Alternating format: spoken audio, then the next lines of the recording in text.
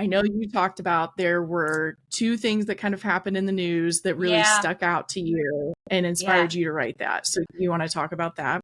Sure. So, and I remember it really clearly. So, in January of 2020, Jillian Michaels was interviewed on BuzzFeed News, and when the subject of Lizzo as a role model, a body image role model came up, she said, "Why are we all talking about her body? Why aren't we talking about her music? Because it's not going to be great if she gets diabetes."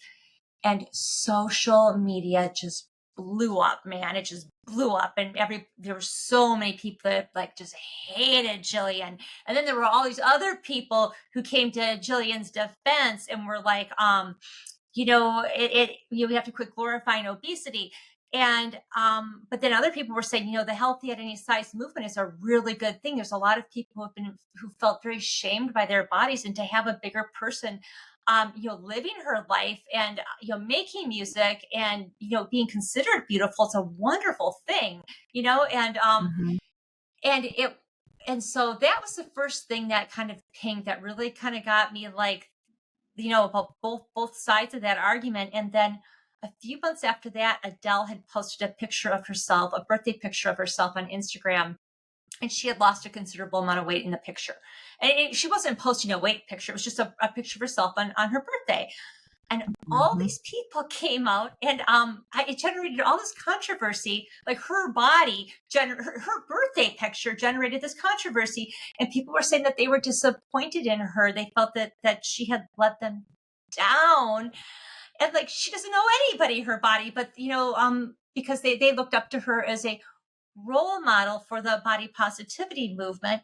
But then she came out, I think, later on, a while later, and she said, she had been going through a dark time, and she had started exercising because exercising made her feel mentally strong, and it helped her get through this dark phase.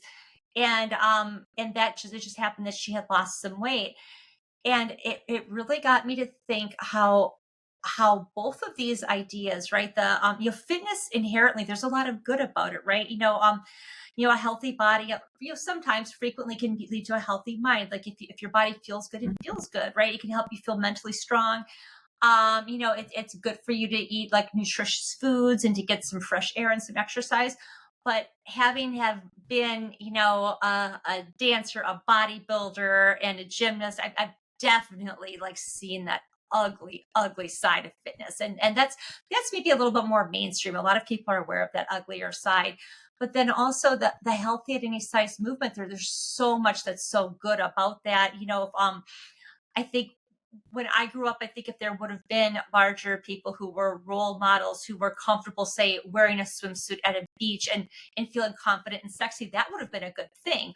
But then seeing Mhm. that there was also this uglier underside of it where people, if they're losing weight, are all of a sudden now being like judged like they owe the world their body. I was Mhm. horrified by that. And it was this thought of these like polar opposites. What if they clashed, right? What if they clashed? And I thought, that was something that I really wanted to explore. And Bodies to Die For came about because of it.